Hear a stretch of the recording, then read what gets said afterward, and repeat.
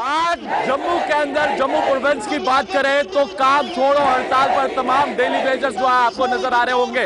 और इस वक्त तस्वीरें हम आपको पीएचई कार्यालय से बताने की कोशिश कर रहे हैं। महिला वर्ग आपको नजर आ रही होगी और हाथों में तिरंगे लिए आज एक बड़ा आंदोलन जो है वो निकालने का प्रयास करेंगे। और जो इस समय लगातार तस्वीरें हम आपको दिखाने की कोशिश कर रहे हैं और सरकार को चेताने का मन बनाया है। और ये तस्वीरें हम आपको जम्मू से दिखाने की कोशिश कर रहे हैं। तस्वीरें हाथों में तिरंगे लिए जो है वो प्रदर्शन किया जा रहा है और पिछले काफी लंबे अरसे से जो है वो मांग कर रहे हैं। और इनका यही कहना है कि हमें जो इनकी पेंडिंग वेजेस है, रेगुलेशन पॉलिसी है, उसको रिलीज करना चाहिए।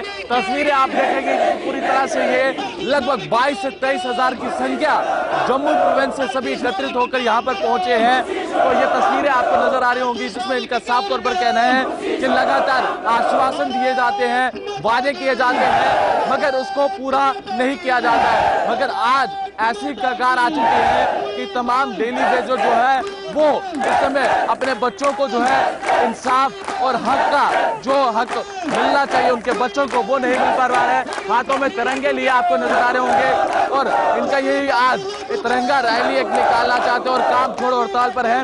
बातचीत भी करेंगे, कुछ महिलाएं हैं इनसे भी बातचीत करना चाहेंगे। मगर सबसे पहले आपका नाम और कहां से आप? मैं डोडा से हूँ जी। क्या कहना चाहेंगे, आपको क्या लग रहा है कि पिछले काफी आश्वासन मिले, आप एलजी प्रशासन से मिले, एडमिनिस्ट्रेशन से मिले और भाजपा से मिले, क्या लगता है कि ऐसा कोई है जो आपके हक के लिए सुन पाए? सर कहाँ है? यहाँ पर जब पहले सरकार थी वो भी तो हक में ही थी, वो ये कहती थी कि आपका मसला हल होगा। ठीक, जब सरकार भी चली गई, स्टेट भी चली गई, आ गए बीजेपी वाले। अब बीजेपी वाले बोलते थे हमको कामयाब करो, हमको इक़्तिदार में लाओ, हमारी सरकार बनेगी सेंटर में या जम्मू कश्मीर में, हम आपका मसला हल करेंगे।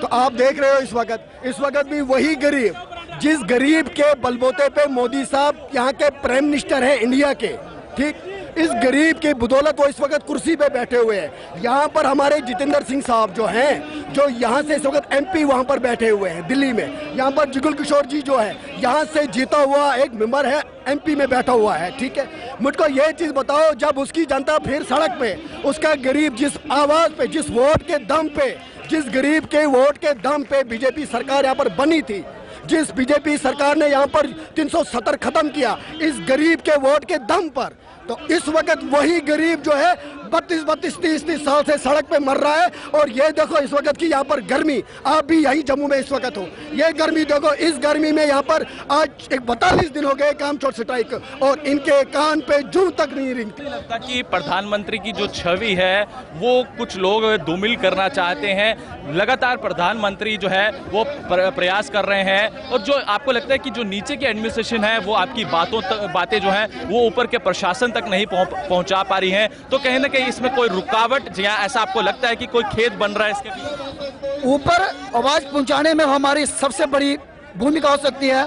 हमारे जम्मू कश्मीर प्रदेश की इंटरनेशनल मीडिया कहाँ है, हमारी नेशनल मीडिया क्या है? जब जम्मू कश्मीर प्रदेश के अंदर कोई ऐसा काम होता है तो हमारी जो राष्ट्रीय मीडिया वो हमारे मुद्दे को हाईलाइट करती है। आज मैं इस मंच से जम्मू कश्मीर प्रदेश की हमारी, चाहे वो नेशनल मीडिया हो चाहे इंटरनेशनल मीडिया हो, जो हमारा आंदोलन लगातार 10 या 15 दिन रात चलेगा। आपको क्या लगता है कि अगर सरकार धारा 370 हटा सकती है, राम मंदिर बनवा सकती है, तो ये तमाम जो जम्मू कश्मीर के वासी हैं, जो डेली वेजर्स हैं, उनके बारे में सरकार क्यों नहीं सोच पाती? पहले तो मैं मीडिया का बड़ा शुक्रिया अदा करती हूँ कि जो हमारी आवाज़ को बुलंद करते हैं, पर पता नहीं सरकार अगर 370 हटा सकती है, राम मंदिर बनवा सकती है, तो ये डेली वेजर का मसला क्यों नहीं हल कर सकती? ये भी मसला इसको हल करना चाहिए। रही बात बीजेपी की, अगर इलेक्शन से पहले हमारा ये डेली वेजर मेरे भाई बहनों का मुद्दा हल होता है तो ठीक है, नहीं तो बीजेपी भूल जाए कि दोबारा वो सत्ता में आएगी। आपको क्या लगता है कि सरकार अगर राम मंदिर बनवा सकती है? मारा मेरा भाई यार बंदा पार्लियामेंट नहीं किया इस सरकार ने।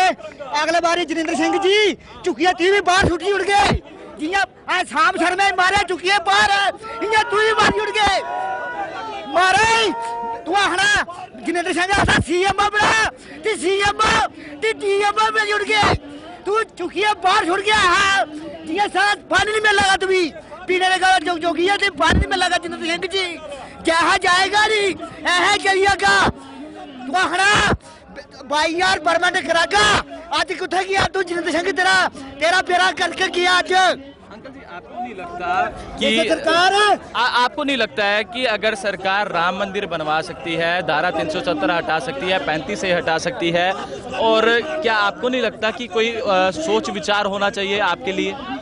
सारा भाई यार बंदा परमानेंट कराए आज सारी पार्टी दे जुड़े रेगर 70 महीने का बकाया दे जुड़ेगा जिंद सिंह है सीएम अपना जुड़ गए नहीं बनागा बेटी तू अपना तू सीएम तू डीएम में जुड़ गया अगले बारी आहे चाहे चुकी है तू बाहर मार गए नहीं आह मार जुड़ गए तू चुकी है बाहर। हम यही चाहते हैं कि हमें इंसाफ मिले, हम इंसाफ के लिए आए हैं। आप क्या चाहते हैं? हम रेगुलेशन पॉलिसी चलते हैं, आप रेगुलर पॉलिसी। आप क्या चाहते हैं?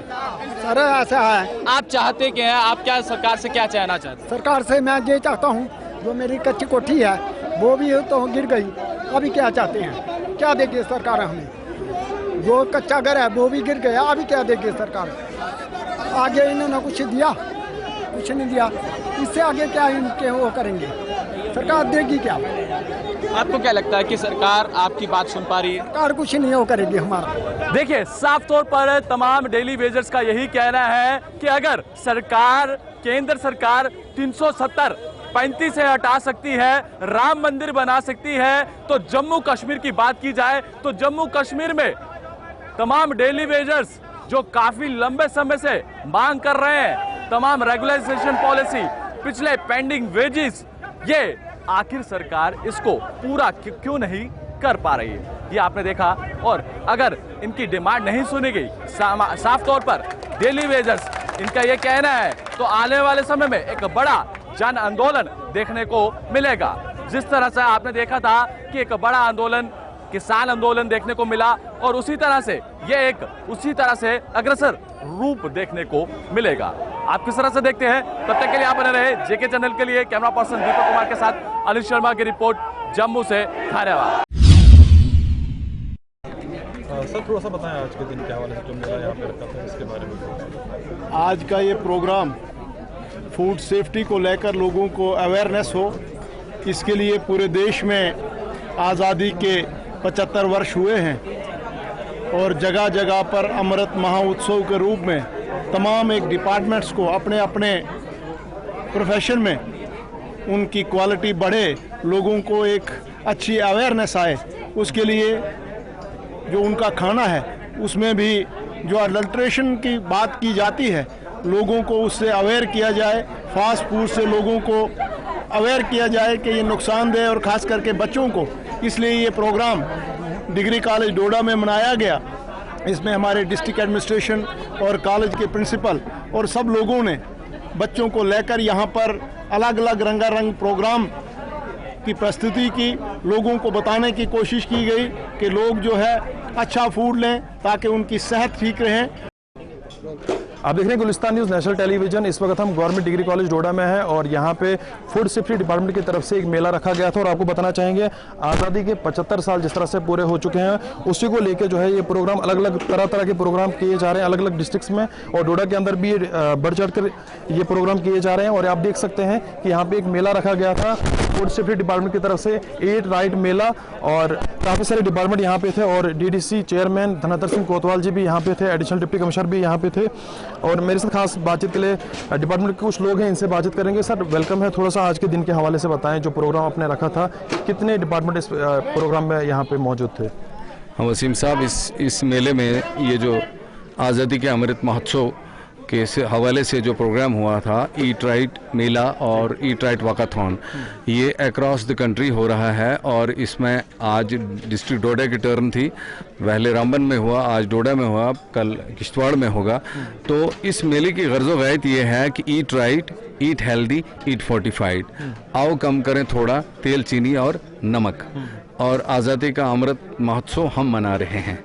ये थीम है और ये जो इनिशिएटिव लिया है honourable prime minister government of India ने 2019 में, इसमें ईट राइट चैलेंज फर्स्ट में डिस्ट्रिक्ट डोडा ने all over India 3rd rank लिया था और इस बार हमें उम्मीद है कि हम 1st रैंक लेंगे। इसलिए हमने ये जनरल अवेयरनेस और आउटरीच के लिए प्रोग्राम किया। सुबह वॉकाथॉन था, 200 बच्चों ने हिस्सा लिया, पूरी एडमिनिस्ट्रेशन ने हिस्सा लिया, जिसमें चीफ गेस्ट डीसी साहब थे जिन्होंने फ्लैग ऑफ किया। और यहाँ पे जो मेला था, जो इवेंट जो आपने देख लिया, जिसमें तमाम आइटम्स को कवर किया, नुक्कड़ नाटक था और उसके बाद हमारा कुछ टेस्ट वगैरह भी यहाँ पे लिए जा रहे थे, कुछ सैंपल्स वगैरह आपने यहाँ पे रखे थे। थोड़ा सा डिटेल से बताएं किन किन चीज़ों का सैंपल आपने यहाँ पे रखा था और किन किन चीज़ों का आप सैंपल यहाँ पे ले रहे थे। जी, पहले स्टॉल्स की बात करें। स्टॉल्स में एग्रीकल्चर 2 स्टॉल एग्रीकल्चर के, उसके बाद हार्टिकल्चर, उसके बाद ICDS के 2 स्टॉल, उसके बाद हमारे पास अपने बेकर एसोसिएशन की तरफ से एक स्टॉल था, पतंजलि की तरफ से एक स्टॉल था और आयुष की तरफ से एक स्टॉल था और उसके बाद फ्री वैक्सीनेशन का स्टॉल था। इनकी बाज़ाब्ता इंस्पेक्शन हुई, इनाग्रेशन के बाद फौरन इंस्पेक्शन हुई।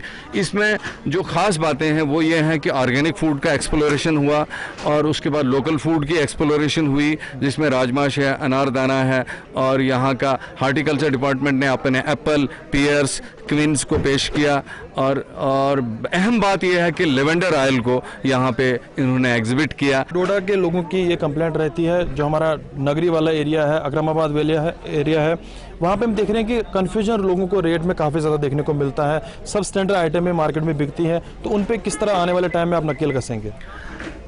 उससे पहले ही, आने वाले टाइम से पहले ही हमारे डिपार्टमेंट ने रैंडम सैम्पलिंग की है और हमारे enforcement officers and random sampling करते रहते हैं। उनके जो रिजल्ट्स आए हैं, उनकी एडजुडिकेशन केसेस लग चुके हैं और उनके रिजल्ट्स भी आ चुके हैं। मैंने डाइस पे बोल भी दिया कि जो प्रोनाउंसमेंट और जजमेंट्स आती हैं उनमें फ़ाइन भी होता है, लेकिन मैक्सिमम केसेस में हम उनके प्रोडक्ट को करेक्ट करने की कोशिश करते हैं ताकि वो अपने बिजनेस को आगे चला के करेक्ट करें प्रोडक्ट को और पेटेंट करें। जिसकी बड़ी मिसाल थी कि यहाँ कुछ बेकर्स एसोसिएशन आई थी जिन्होंने अपने प्रोडक्ट्स को लेबल करवाया था।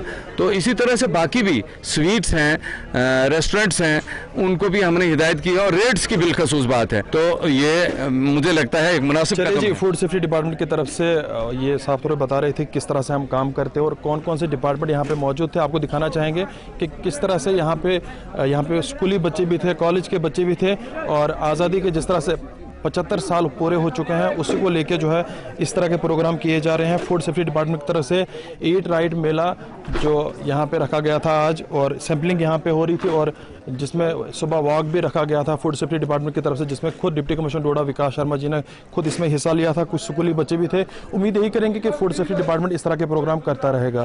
गुलिस्तान न्यूज़ के लिए वसीम गत्तू, डोडा।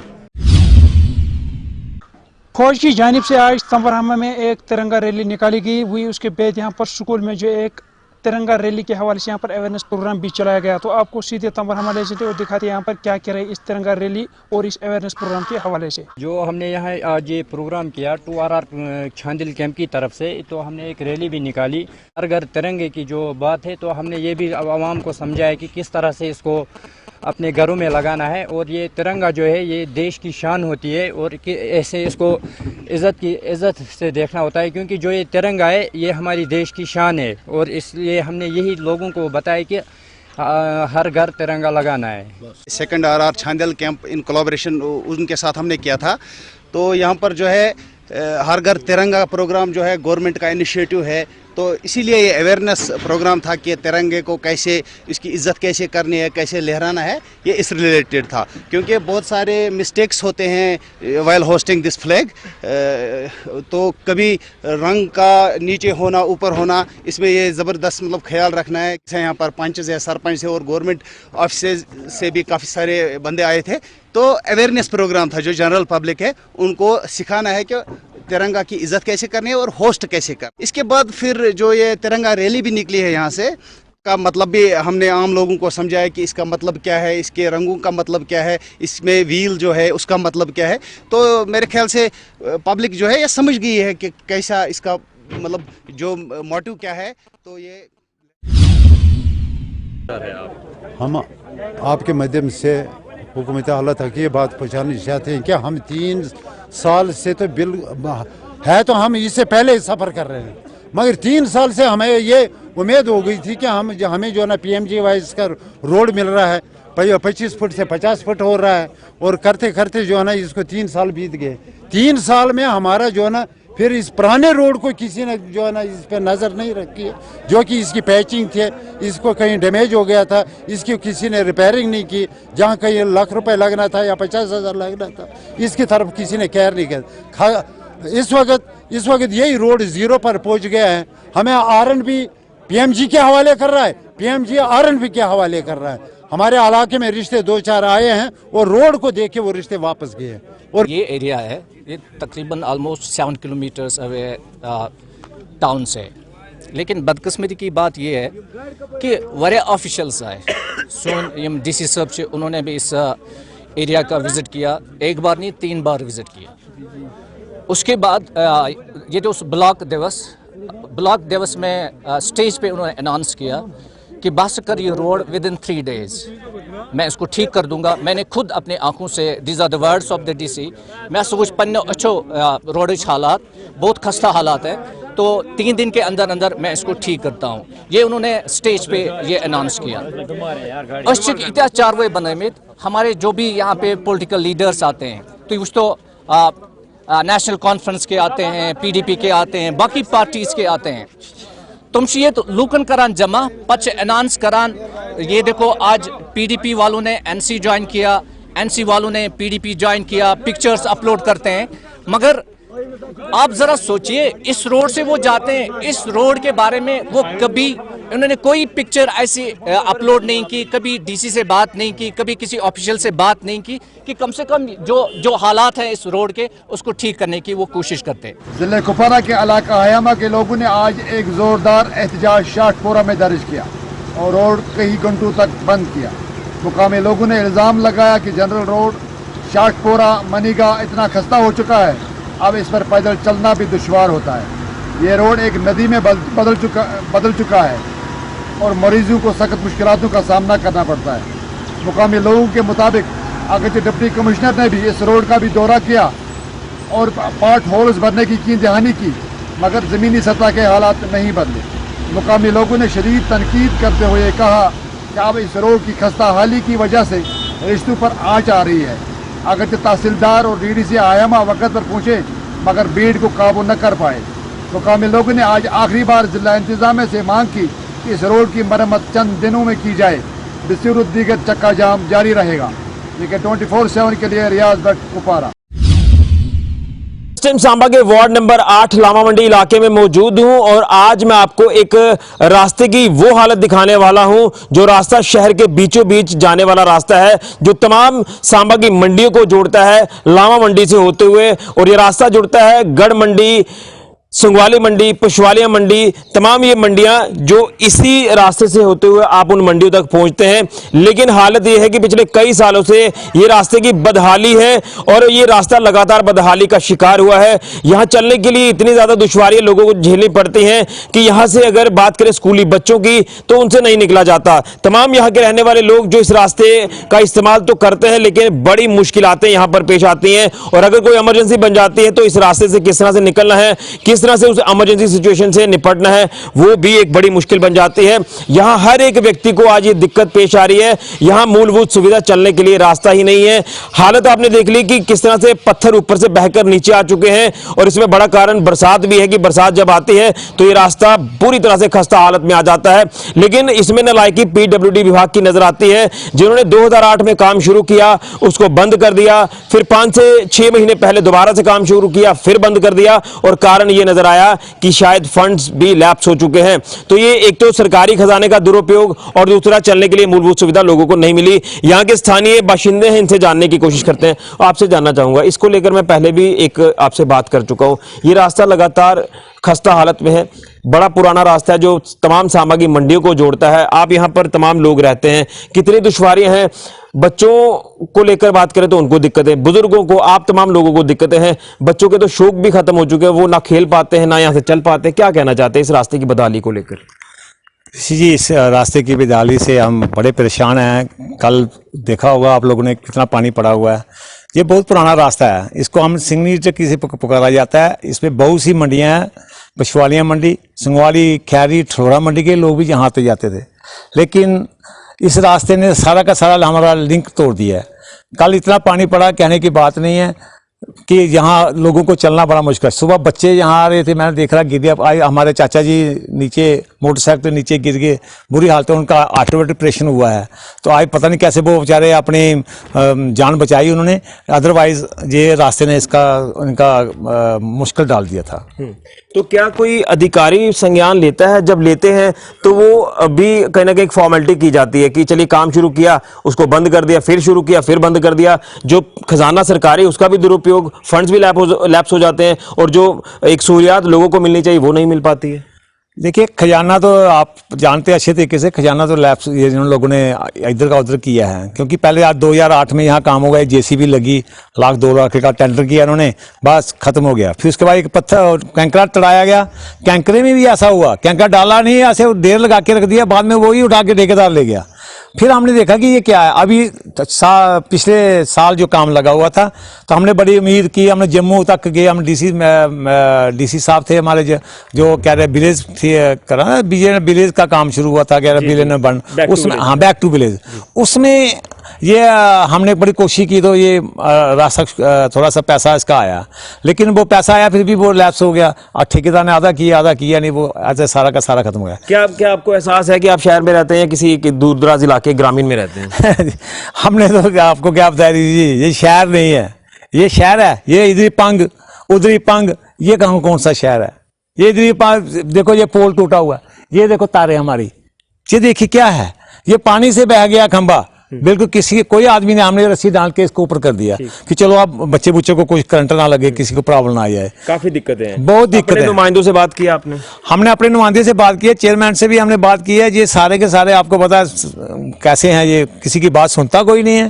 तहसीलदार से भी हमने कांटेक्ट किया, सुनता ही नहीं है। तो अभी हम आपसे ही कहा कि ऋषि जी हमारी थोड़ी हाईलाइट करना ये बात, क्या पता कुछ हुई है। क्या आपका मैसेज रहेगा डीसी मैडम अनुराधा गुप्ता जी को, क्योंकि कहीं ना कहीं वो हर एक दिक्कत का संज्ञान भी लेते हैं, तो शायद आपके इस रास्ते का भी कुछ संज्ञान वो ले ले? नहीं, सुना तो है कि डीसी मैडम अच्छी हैं, काम बात सुनती हैं। अगर नहीं आएंगे तो हम डीसी मैम के आगे धरना दे देंगे परसों जाके, पूरी मंडी के साथ वहाँ हम उठेंगे नहीं, अगर हमें उठाएंगे भी तभी नहीं उठेंगे। अगर कल 1-2 दिन है, अगर आके यहाँ के डीसी मैम ऑर्डर दे देती हैं कि हरने, नहीं तो हम 100% हम डीसी मैम के वहां पहुंच जाएंगे। तो बिल्कुल आपने इनकी जुबानी सुना कि इस रास्ते की जो बदहाली है, ये रास्ता आप देख सकते हैं कि ये ऊपर मंडियों को जोड़ता है, और पत्थर इतने बड़े बड़े हैं कि कोई भी गिर सकता है। यहाँ पर जो बैलेंस बिगड़ सकता है किसी भी व्यक्ति का, गाड़ी कोई आ नहीं सकती, लोग यहाँ से आ नहीं सकते। बरसात आती है तो लोगों का घरों में ही कैद होना जो है वो पॉसिबल हो जाता है कि वो घरों में ही कैद रहेंगे, क्योंकि यहाँ आना किस तरह से है। बरसात जिस तरह से कल हुई है, तो एक बरसात ने म्युनिसिपल काउंसिल सांबा की भी पोल खोली है। हालांकि हर बार ये बरसात में दिक्कत आती है, ना सिर्फ बरसात बल्कि 12 महीने में ये दिक्कत है, लेकिन इस दिक्कत को ठीक नहीं किया जा रहा।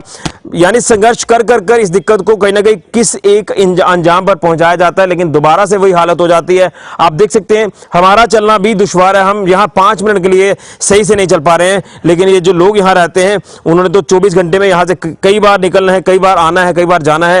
इमरजेंसी में क्या करेंगे, ये तमाम दिक्कतें हैं इस रास्ते को लेकर, और पीडब्ल्यूडी विभाग की ये नालायकी ही हम कहेंगे। उम्मीद करेंगे कि डीसी सांबा अनुराधा गुप्ता जी इसके ऊपर जरूर संज्ञान लेंगी और यहाँ रहने वाले लोगों को रास्ता मुहैया जरूर कराएंगे, क्योंकि कम से कम बच्चों की ओर ध्यान दिया जाए। जो स्कूली बच्चे हैं, जो बैग उठाकर बेचारे यहीं से निकलते हैं, यहीं से आते हैं, तो वो गिर सकते हैं। बच्ची एक हमसे बात भी कर रही थी कि वो पहले गिरी भी है, तो इस तरह से कई लोग यहां पर गिरे हैं। उम्मीद करेंगे कि प्रशासन जरूर संज्ञान लेगा। तो ये बड़ी दिक्कत कि सांबा शहर के बीचों बीच लामा मंडी का ये वार्ड नंबर 8 जो रास्ता आज बदहाली का शिकार हुआ है, कहीं ना कहीं प्रशासनिक अधिकारियों की भी इसमें बड़ी नालायकी सामने आ रही है कि जो मूलभूत सुविधा रास्ता ही यहाँ के लोगों को मुहैया नहीं करवा पाए इस आधुनिक युग में। फिलहाल के लिए ऋषि खजूरिया के मैं राहुल के साथ जगह 24/7 न्यूज के लिए। आज़ादी का अमृत महोत्सव के तहत अगर हम देखें, आज जम्मू कश्मीर के साथ साथ अगर हम सोपोर की बात करें तो एसएमसी सोपोर की जानिब से जो एक प्रेस कॉन्फ्रेंस दी गई, और जिसमें अगर हम देखें एमसी सोपोर की प्रेसिडेंट मसरत निसार कार के साथ देखें, ईओ सोपोर और फॉरेस्ट डिपार्टमेंट के आला हुकाम के साथ साथ अगर हम पोल्यूशन कंट्रोल बोर्ड की बात करें तो वो भी इस प्रेस कॉन्फ्रेंस में जो है मौजूद थे। और अगर हम देखें जो ड्राइव स्टार्ट की गई है पिछले महीने से, जो लगातार ड्राइव देखने को मिल रही है कि पॉलीथीन फ्री जो है सोपोर को करना है, तो उसी के तहत जो है आज एक प्रेस कॉन्फ्रेंस दी गई। जो प्रेसिडेंट MC सोपोर मसरत निसार कार है, उनकी जानिब से एक प्रेस कॉन्फ्रेंस दी गई और फॉरेस्ट डिपार्टमेंट के साथ साथ जो पोल्यूशन कंट्रोल बोर्ड है वो भी इस प्रेस कॉन्फ्रेंस में मौजूद रहे और इनका यही कहना था कि हम लोगों से यही रिक्वेस्ट करते हैं कि पॉलीथीन का यूज़ ना करें, या अगर हम देखें जो सिंगल यूज़ पॉलीथीन्स है, सिंगल यूज़ डिस्पोजेबल आइटम्स है, उन पे जो है रोक लगाई जाए। जिस तरह से अगर हम देखें, अगर हम शादियों की सीज़न की बात करें तो आजकल शादियों का सीज़न है और काफ़ी ज़्यादा जो है इस डिस्पोजेबल आइटम्स की अगर हम बात करें या पॉलीथीन्स की बात करें तो वो यूज़ किए जाते हैं। लगातार ड्राइव जो देखने को मिल रही है SMC सोपोर की जानिब से, अगर हम देखें MC सोपोर की जानिब से जो ड्राइव देखने को मिल रही है, लगातार चालान काटे जा रहे हैं, फ़ाइन किए जा रहे हैं।